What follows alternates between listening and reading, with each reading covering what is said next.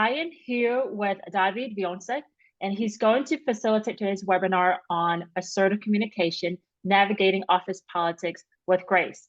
And David, I personally am very excited about this topic because I tend to portray myself as like a nice person. And sometimes I want to assert myself, but then I kind of say things like that would give the person an out, and because I don't want to sound too pushy on them. So I want to be able to still get my point across with being assertive and being unapologetically assertive, if that makes sense. So with that said, I'll pass it on to you, David. Feel free to make your introduction and let's get started. Awesome. Awesome. Thanks so much, Jesse. So you've come to the right place. If you're like Jesse, you want to become a more thoughtful, effective, and assertive, unapologetic communicator. My name is, as Jesse so beautifully pronounced, David Vionsek. I'm Polish born, Brooklyn raised, and currently White Plains, New York based, just north of New York City. I describe myself as, depends who's asking, as an executive coach, a communication coach, a confidence coach, often an empowerment coach. So what I do is I help people take up more space and assert themselves and sometimes promote themselves, but in a way that does not diminish others, that does not make other people feel small. So empowering others is my jam and my marmalade. And I am the founder and sole owner of Career Fixer. So I want you to think about this statement and sound off in the chat. So the statement is as follows. I was adequately taught how to have difficult conversations either by my parents, at school, or in the workplace. I was adequately taught how to have difficult conversations by my parents, school, or workplace. True or false? What's your experience in life? And I'll be honest, I was not taught how to do this very well in any of these places. So I had to learn through trial and error. So let's go ahead and check the chats. Yeah, most people are saying false. Yeah, some truths. Yeah. So that's wonderful. Either you had awesome, upbringing, wonderful, thoughtful parents who knew these skills, or your school had these classes, impressive, or perhaps your office had some training. So that's amazing. But yeah, when I ask this question to my new clients, most of them are like, heck no, this is why, I'm here. So appreciate you sounding off there. So, all right, let me go ahead and move on to the next slide. All right, so today I try to live by the rule of threes, keeping things simple. So the agenda for today is defined into these three parts.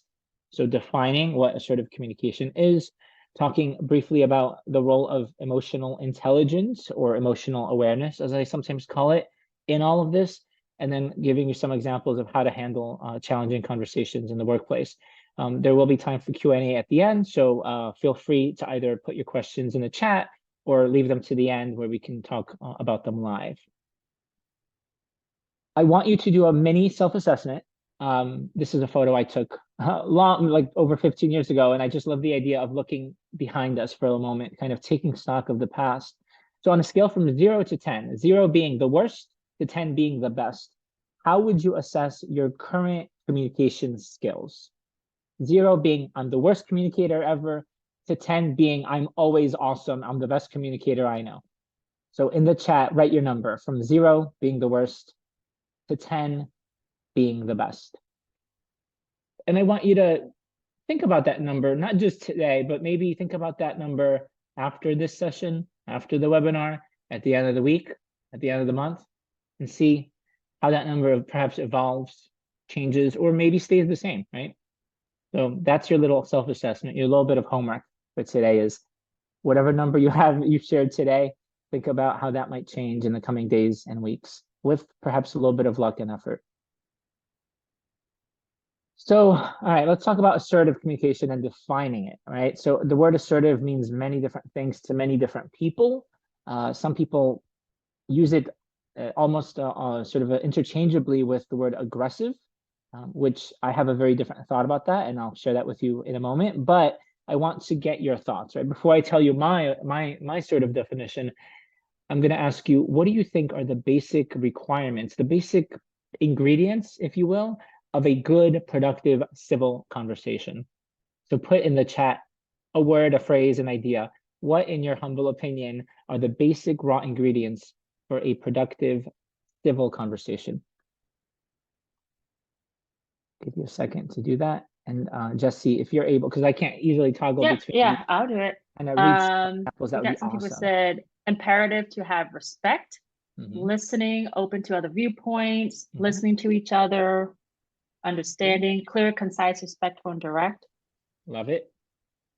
Awesome. So when I ask people their opinions, and I've polled many, many people across many different countries, the things that come up are, as you shared, respect, active listening, being open-minded, trying to problem solve, although that can be tricky. Sometimes you just need to be heard and you don't want to jump into the problem. Understanding, a sense of empathy, clarity, focusing on the relationship and not just the problem. These are some of the things that come up for a lot of people. And this is across cultures and contexts. So, all right, I promised you a definition. So here's a practical definition. And with the caveat that assertive communication is very, very simple in theory, sort of in words, but it's not always easy to implement, to practice, to demonstrate, to execute. My definition of assertive communication is it's about expressing your needs, your ideas, your thoughts, your opinions clearly, directly, and respectfully. You could even say concisely. So again, assertive communication is about communicating clearly, directly, and respectfully, right? Pretty simple on paper, right? So where does it all fit in terms of the different styles of communication that you might come across? Well, we have passive. We've got passive aggressive, aggressive, and assertive. There may be others that you're familiar with, but these are the ones that kind of are often commonly talked about in the literature and in organizational development. So passive is, where we kind of apologize, where where we actually put other people's needs in front of our own every single time, often to regret or to resent that, I should say, in the long run. Passive aggressive, an example might be where we give people kind of the silent treatment, or we say things like, whatever, it's fine, let's do it your way, but it's actually not fine, and we'd actually prefer not to do it their way. So there's the passive aggressive, which tends to get under people's skin. There's aggressive, which is when we sometimes, maybe it's well-intentioned. It could be sometimes mean, sometimes well-intentioned, but usually think of it as like a very dominant, aggressive, high energy way where we bulldoze over other people's words, opinions, thoughts, and needs. And then we have assertive, right? So assertive is not necessarily on the same spectrum. It's kind of its own thing. I call it kind of sometimes neutral and direct, but assertive is about communicating your needs clearly, directly, and respectfully. And respectfully doesn't mean just respectful of other people's needs and opinions, but also equally respectful of your own. All other things being equal, assertive tends to be the most effective. It's not always the easiest. It's not going to guarantee 100% of success. Nothing in life does. But all other things being equal, assertive tends to be most effective. It tends to be most influential. It tends to be elicit the thing that you want, the behavior change, and it tends to be the one that creates the least wake of drama, right? The least drama in your wake, and that's usually what we want. We want a healthy work environment with the least possible drama.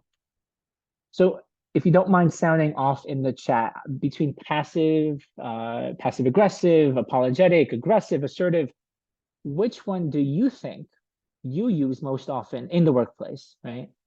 So again, passive, passive aggressive, aggressive, or assertive.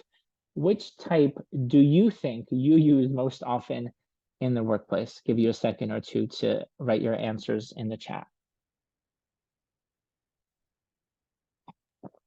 Now that I've taken, yeah, go ahead, Jesse. Yeah, people are saying assertive. People are saying assertive. Then end the webinar, go home, or if you're home, go to your kitchen, have a meal. The fact that you are aware of what assertive is, or maybe you weren't aware of the definition, but you embody assertive communication, is amazing. I guess the question could have been, which type do you see most often in the workplace, right? And then we could have gotten a whole bunch of other different Yeah, probably answers. passive aggressive. Yeah, I would say exactly. what I'm learning right now too, David, is like I guess I've been assertive, but for some reason I thought you have to be a little mean to be assertive, which is Mhm. not true, it seems like. Yeah, You just got to be clear, direct, yeah, and what the yeah. definition says. Yeah. And the thing is, so here's the thing. If you're typically passive and apologetic, or you're typically mean or hyper aggressive, becoming more assertive can take a little bit of adjusting for you, but also for your team, for your boss, for your peers, for your board of directors, whoever, you know, the stakeholders are, your clients. So it may take a little bit of getting used to, but you know, what's life without a little bit of change and growth and development, right?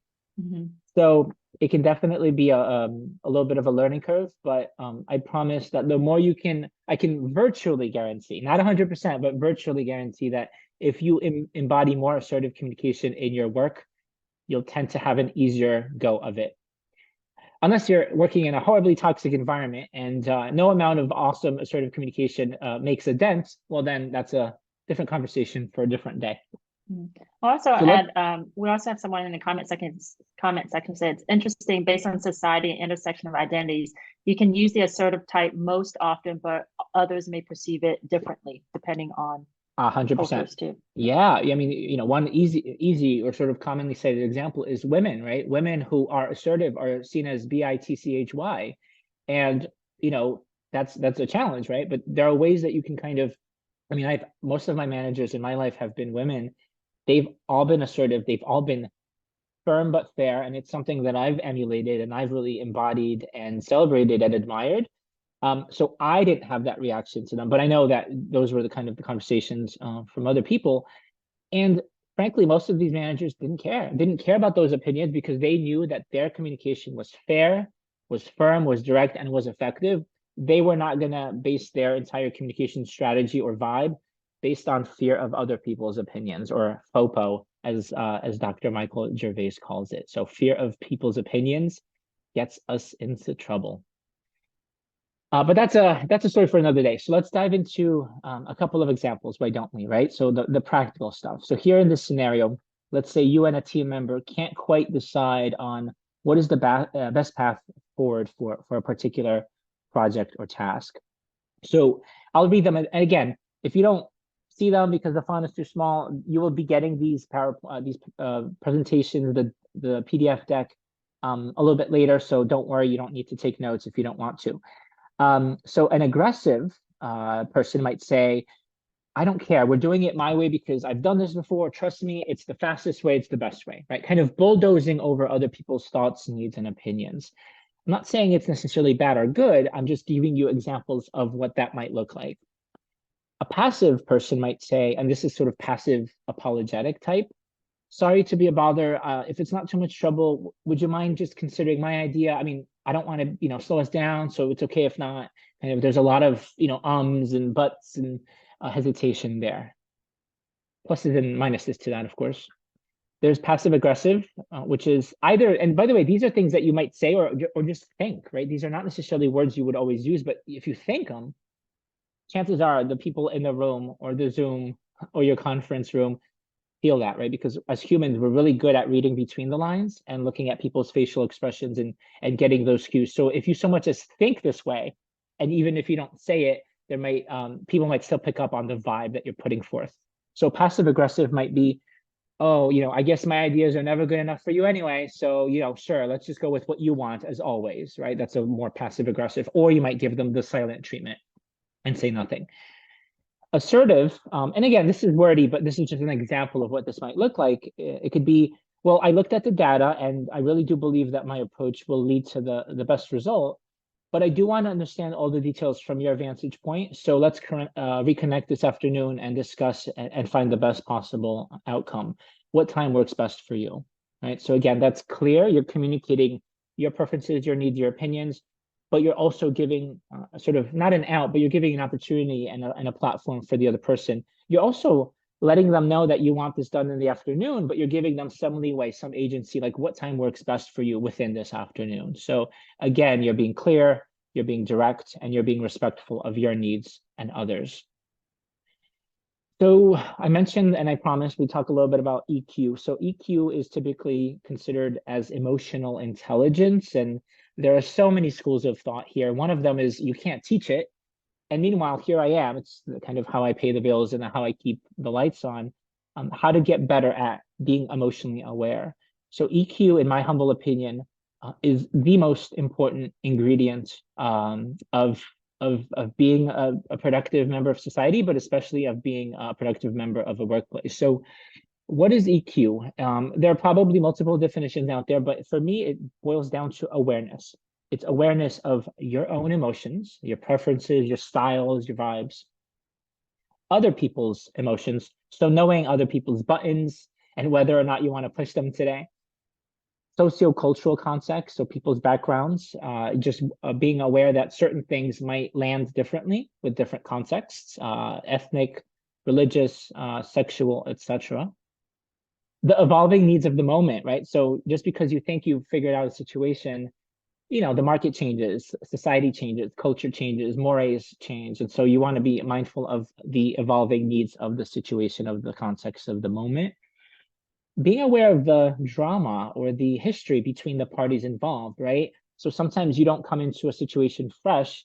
There might be a lot of broken conversations, a lot of broken context. So being mindful of, hey, am I going to have to be a little bit more careful, a little bit more mindful of undoing or maybe repairing and mending those broken relationships if you're not starting fresh? And then I think a big part of it is humility. For me, anyway, what helps me be effective in my line of work as a former HR guy and now a coach is listening to people, even when I think I know the answer or when I think I know the solution, tabling that to the side to the best of my ability and practicing active listening. So you see, there's a lot going on with EQ. It's not just, you being smart emotionally or not. There's just a lot of moving parts. I think across all of the things that I talk about today, if you can practice one thing or elevate or optimize one thing about the way that you communicate, it's actually less about what you say and what goes into your ear. So I call this the easiest, hardest thing: active listening, or listening, truly listening to the other person, to their needs, to their fears, to their doubts, to their priorities and desires. Truly listening to them is probably the hardest thing. And I don't know why. I mean, it could be ego, it could be the way we were taught, or or not taught. But active listening, if you can kind of work on that, you'll see rewards in your personal and your professional life. One way to do that, of course, is by asking open-ended questions. So rather than yes or no questions, I'll give you an example, right? So let's say you've done a presentation, and I could ask you at the end, do you have any feedback, right? And that is a binary. It's a yes or a no. Yes, I have feedback, or no, I don't have feedback. And when you create that question as a close-ended question, which is do you, yes or no, most people actually going to say, no, it's fine. So it doesn't really evoke and elicit and lubricate good conversation.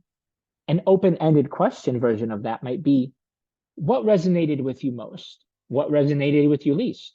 What's your top concern? What's your top priority with this project? What's your top priority? What is your one takeaway? It forces the other person to give their opinion, because chances are, if they're listening as you are, you have thoughts, you have reactions, you have opinions. My job as the other party isn't to bulldoze over that, but it's to actually evoke and tap into some of those pieces of wisdom and insights and opinions that you have. One of the best ways to do that is by asking questions. So what's resonating with you? What's not? So actually, let me practice what I preach in the chat, if you wouldn't mind. So far, right, with everything that we've covered, and obviously this is much more one way because I'm doing the talking, but in a coaching situation, there'd be a lot more back and forth. So give me one thing that's resonating with you so far. A word, a phrase, an idea. Write it in the chat. What's one thing that's resonating with you so far? Or perhaps not resonating. I'll give you a few seconds as I sip my proverbial and literal water. What is one thing that's resonating with you so far? Write it in the chat. And Jesse, if you don't mind either sharing your own thoughts or what you might see in the Yeah, chat. I'll start first. I'll share my own thoughts first. I actually put this in the chat earlier that what's resonating with me was the passive and assertive. Earlier I said I think I'm an assertive, but after you gave the examples, I'm like, oh, I think I'm a little bit passive too. Assertive, passive. So what's resonating is like there's like a a crossover, an intersection between Yeah. those. Someone else said, I need to work more on active listening. That's what's Mm. resonating with her. Yep. Mhm. Yeah, Okay. it's not easy. This is not something like, oh, I'm gonna be better at it tomorrow immediately. Some people are. I mean, if you're not somebody who asks open-ended questions and you start asking open-ended questions, what you'll see is that it does, again, lubricate or open up that conversation. It also forces you to stop talking and give the other person a little bit of time to share their thoughts. It doesn't mean that you have to then react and do everything that they say and move the project in their direction, but at least listen and hear them out and then give it some thought, right? You don't have to answer in the moment, but you can say, hey, thanks for sharing that. Give me a few hours or days or whatever to kind of chew on that. I'll get back to you with my thoughts. That is powerful because in the moment you might be disagreeing, or you might think that's a crappy idea, or you might think that's a really good idea, but you feel stupid because you didn't think of it. There's a lot of emotionality, right? So knowing your own emotions, right? Knowing thyself is part of EQ, and saying, almost buying time, saying, hey, thanks so much for sharing that priority or that resonant point or that concern. Or let me give it some thought. I'll get back to you by X an hour or by X day. Mhm. So yeah, We have a active few more. listening. Oh yeah, if Yeah, you we don't have a mind few sharing a more. couple more. Yeah, we have someone said, I want to focus on asking better questions, like what is resonating with people, what they'd like Mhm, to see more of, mhm, instead of if they'd like to see changes, yes or no. So like the mhm. open-ended questions more than Oh yeah. closed-ended. Someone else said the importance of EQ and communicating, factoring other people's needs and perspectives into communication style is very important. We need to flex our communication. Mhm. Someone said passive and would like to be more assertive. The importance of EQ and asking more open-ended questions. Being passive actually leads to more friction in the long run. That's what Yeah. people are saying. Oh yeah. And Yeah.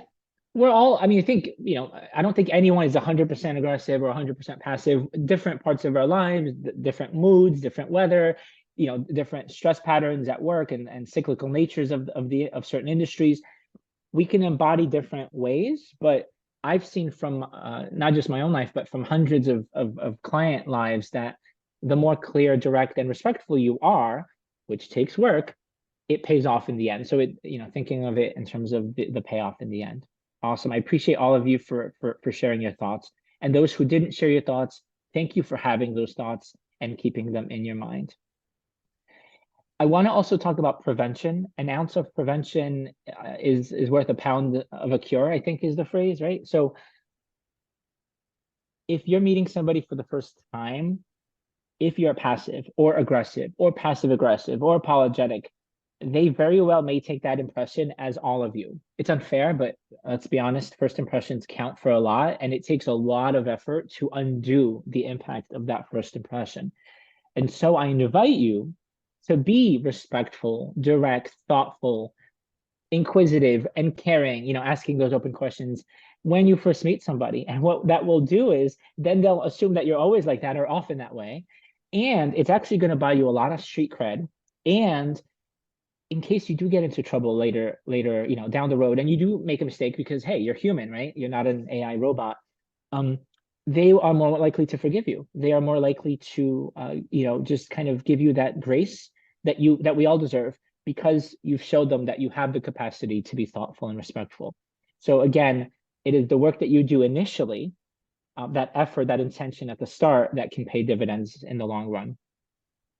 Let's talk about another scenario. I know that we're kind of coming up on time, but by the way, I'll be here for a few more minutes after 12:30. So for those of you who want to stick around, by all means. So here's another scenario. You're a supervisor or manager, and a direct report is missing important deadlines. So the aggressive might be, you're always missing deadlines. It's unacceptable. I mean, if you can't handle your work, I don't know, maybe you shouldn't be here at all, right? Passive, apologetic. I noticed you missed another deadline. I don't want to, be a pest, but if you could try to be on time, that'd be great. I'm sorry to call attention to this. I'm sorry to put you on the spot. Passive aggressive. I guess deadlines just don't matter to some people. I mean, it's fine. I'll get the work done. I'll do it myself as usual. Just don't worry about it. And then assertive. I've noticed two missed deadlines in the last 2 weeks, and it's unfortunately impacting our team's deliverables to clients. So, let's set up a meeting to discuss any challenges you're facing, and let's go ahead and develop a plan to ensure that you can meet those deadlines consistently. My job is to support you. Again, it doesn't mean you have to be overly nice or overly mean. It's kind of its own thing, but you're clear, you're direct. And frankly, from an HR perspective, if you're worried about liability, assertive tends to be the thing that covers your behind, right? The aggressive stuff, the passive stuff, that's the stuff that people gets people into trouble. I think the last bit that I want to share is pausing and breathing. So taking kind of a Zen approach to things, giving yourself a little bit of wiggle room. So if somebody tells you a problem or a challenge or calls you out or gives you negative feedback, you don't necessarily have to answer or give them the solution in that moment. Breathe for 10 seconds, walk around the block, buy yourself that time, and by saying, hey, you know what? I need to think on that. Thank you for that feedback. I need to marinate on that, and I'll get back to you tomorrow. Buy yourself that time so that way you're not reactive. That you're proactive and you're thoughtful and intentional. So actually, I've done a little bit of a cheat sheet for you, and this one is going to be included in the PDF that you get after the fact. So kind of, I'm going to skip through that really quickly because I want you to read the cheat sheet later. So that's going to be the bonus for your reading. Skip the third scenario as well. And what I'll do instead is I'll ask you, what is your one takeaway? I know it's been kind of a rapid fire hour, half an hour, but what is your one takeaway for today? If you forget everything else, what is the one thing that you want to take with you for the rest of your day, week, perhaps life? What's your one takeaway? If you can share that with us in the chat, or perhaps you want to go off of mute and share your thoughts live. Thank you so I'll much. start first while people are sharing the chat. For me, David, is in theory, I thought I was assertive, but in practice, I think I am passive assertive. So what I'm learning is I'm going to pause before I respond to make sure that I'm a bit more assertive. Yeah. I appreciate you sharing that. Yeah. Anyone else want to share in the chat any one takeaway? It could be the same thing that you shared, a few minutes ago that resonated. So repeating your answer is perfectly acceptable. We don't judge here. We have someone who said, listen and incorporate the important other people's voices when communicating, actively listening and considering opinions as well. And someone said, this is simple, but it's not easy. Yeah, I mean, it's for me, I use this phrase with a lot of my loved ones and at work. It requires daily practice, almost like constant vigilance, not in a bad way, but as an opportunity for me to say, hey, I'm having a lot of raw emotions about the way that someone responded to my email or said something. What can I do to kind of take the edge off and increase the chances of success? Because I don't want to burn that bridge. Usually I'm not a bridge burner. I am a bridge builder, and as corny as that sounds, it's gotten me to where I am today, and it's gotten me like fewer headaches and less drama. I do not like drama, and I mean that. Any other thoughts? A couple more, and then we'll end it to David. So we had someone said, being assertive is what actually protects you from any HR issues. And then assertiveness does not mean aggressive, but direct. And people can do direct. Yeah. And not everyone's going to love you, right? Not everyone's going to love you. Assertive does not guarantee that everyone's going to love you, and that's impossible anyway. So why waste your energy trying? Yeah. So Jesse, I just wanted to thank you for this opportunity, and for anyone else who's been listening, y'all can find me on LinkedIn or just go to thecareerfixer.com, and happy to continue the conversation there as well.